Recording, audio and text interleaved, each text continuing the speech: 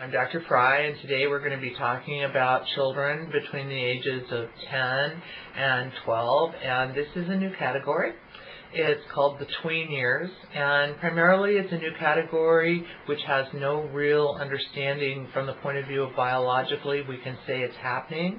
Biologically, children's age of sexual reproduction has lowered.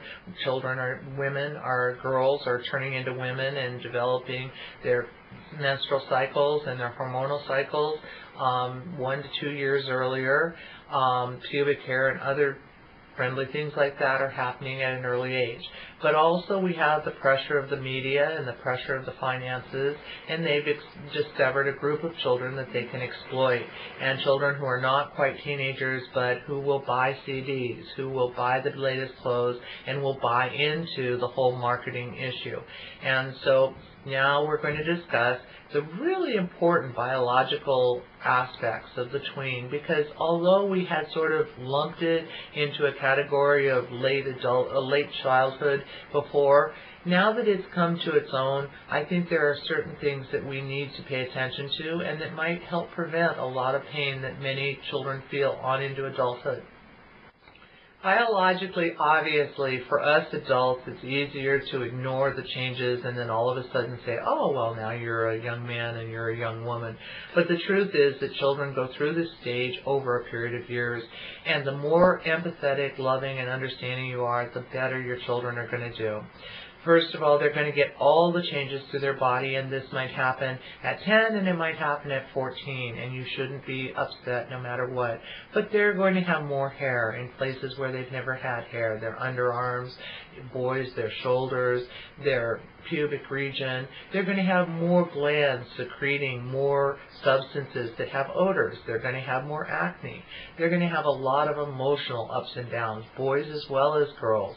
And they're going to feel like the world around them is changing, even though it's actually them that's changing. Because they're changing so quickly, they feel that someone looked at me wrong. Someone gave me, a bad sign. I don't feel good about myself. So the most important thing biologically is to embrace their biological changes, tell them it's natural, tell them it's normal, help them with hygiene, and support them in any feelings they have about their hormones, because those are real too. Anyone who's raised a child knows what I'm talking about when I talk about the emotional development and the psychological changes that go into a child as they transition from being a child to being a young adult. The most important thing to recognize is with the changes in their body hair, there comes changes in their emotions that they can't control. And there comes exaggerated importance of things that really aren't important in the big scheme of things. They begin to understand the future, and they begin to understand consequences for behavior. They have a greater sense of self that they've been working on now for the last 5 years, but now they're understanding their own independent self. I can choose to go smoke cigarettes. I can choose to not. I can choose to be a leader. I can choose to not.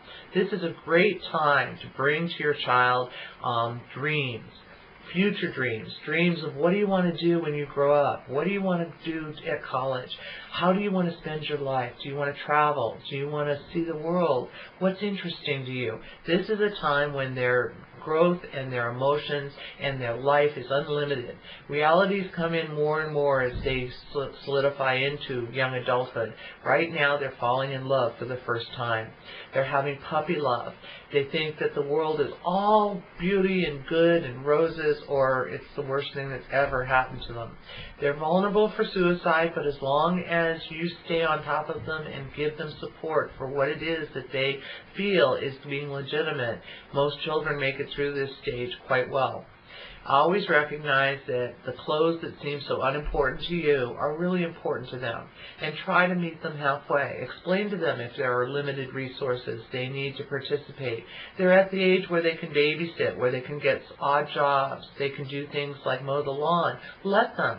Teach them that helping you, participating in things like that, can earn them money and treats that will allow them to be successful socially. In conclusion, you have in your hands these beautiful budding roses. They are in their most delicate state, and they need you desperately. They need you to be there for them. And you need to recognize that their nutrition and their exercise is vital. You are now going to set the course for the rest of their life. And if they learn that when they're angry and frustrated, and you say to them, go run around the block 5 times, and they do it, that they will learn that those hormones feel better than the frustrated hormones. And if you give them good nutritional meals and allow them to have an understanding of salads and vegetables and things that are good for them, they will develop a lifelong pattern of being a healthy child, and give them pride in their own body and pride in those changes that are happening, and help them understand that, like consequences, your body has consequences, and nutrition and food and exercise are all going to lead for them to joy and for good social relations and for good peer relations. So they need to keep their body healthy, fit, and well nourished.